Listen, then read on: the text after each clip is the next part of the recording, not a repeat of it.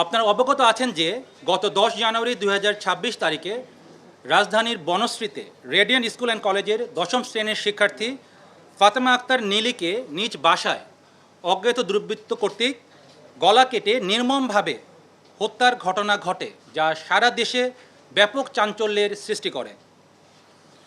ঘটনার রহস্য উদ্ঘাটন ও হত্যাকাণ্ডের সাথে জড়িতদের গ্রেফতারের জন্য র্যাব তাৎক্ষণিকভাবে গোয়েন্দা তৎপরতা শুরু করে।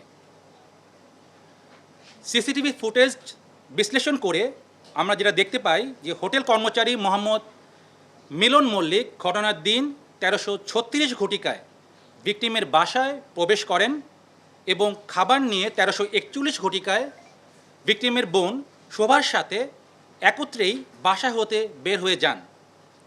পরবর্তীতে ভিকটিমের বোন মোসাম্মদ শোভা তিনি পার্শ্ববর্তী একটি জিমে 1342 ঘটিকা হতে 1545 ঘটিকা পর্যন্ত উক্ত জিমে অবস্থান করেন এবং উক্ত সময়ে ধৃত আসামি মোহাম্মদ মিলন মল্লিক পুনরায় দুপুর 1425 ঘটিকায় ভিকটিমের বাসায় প্রবেশ করেন এবং 20 মিনিট যাবৎ উক্ত বাসায় থাকেন এবং 1445 ঘটিকায় তিনি বাসা হতে বের হয়ে আসেন। গোয়েন্দা সূত্র মারফত এবং তথ্য প্রযুক্তির সহায়তায় র্যাব সন্দিগ্ধ পলাতক আসামির মোহাম্মদ মিলন মল্লিককে বাঘেরহাট এলাকায় নিশ্চিত করেন। পরবর্তীতে র্যাব 3 এবং র্যাব 6-এর যৌথ আভিযানিক দল কর্তৃক বাগেরহাট জেলার সদর থানাধীন সিংগা এলাকায় অভিযান পরিচালনা করে হোটেল কর্মচারী মিলন মল্লিককে গ্রেফতার করা হয়।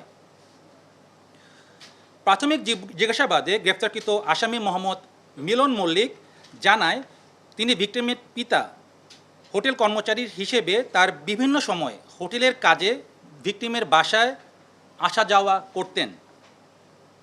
উল্লেখ্য, গত 7 জানুয়ারি 2026 তারিখে ভিকটিমের বাবা, মা এবং ভাই জমি সংক্রান্ত কাজে হবিগঞ্জে যান এবং হোটেলে কর্মরত অন্য 3 জন কর্মচারীও হোটেল বন্ধ থাকায় ছুটিতে গমন করেন। ছুটিতে না যাওয়া হোটেলের একমাত্র কর্মচারী হিসেবে মালিকের অবর্তমানে মিলন মালিকের বাসা হতে 2 বেলার খাবার আনা নেওয়া করতেন। এখানে উল্লেখ্য, বেশ কিছুদিন ধরেই মিলন ভিকটিমকে অনৈতিক প্রস্তাব দিয়ে আসছিলেন।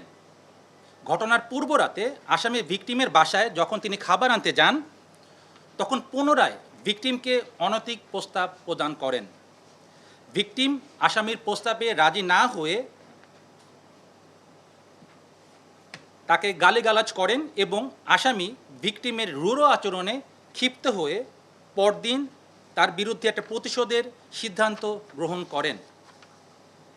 ঘটনার দিন ভিকটিমের বড় বোন যখন জিমের উদ্দেশ্যে বের হয়ে যান, আসামির পূর্ব পরিকল্পনা অনুযায়ী পূর্ব থেকে সংগৃহীত নাইলনের দড়িসহ ভিকটিমের বাসায় পুনরায় যান। প্রথমবার উনি খাবার আনার জন্য যান এবং তার বোনের সাথেই বের হয়ে আসেন, বড় বোনের সাথে বের হয়ে আসেন শোভার সাথে, এবং পরবর্তীতে পুনরায় তিনি তার বাসায় যান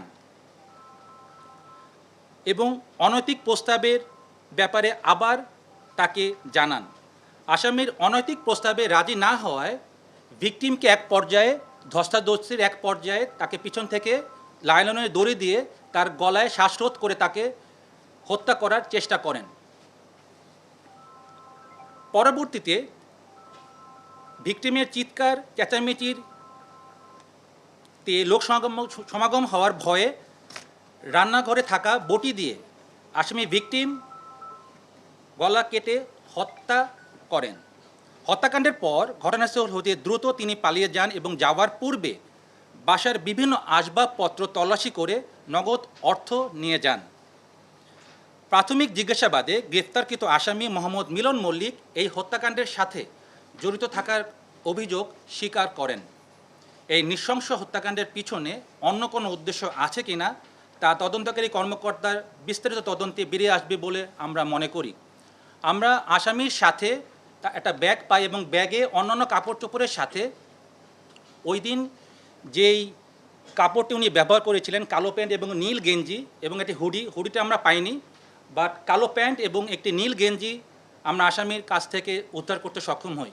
তার পূর্বে ঘটনাস্থল থেকে পুলিশ যে ঘটনায় যে ব্যবহৃত যে বটিটি সেটি উদ্ধার করে এবং নাইলনের যে দড়িটি সেটি উদ্ধার করে। যেহেতু আসামির বিরুদ্ধে পরবর্তীতে আইনানুগ ব্যবস্থা গ্রহণের জন্য খিলগাঁও থানায় হস্তান্তরের কাজ প্রক্রিয়াধীন রয়েছে। ধন্যবাদ।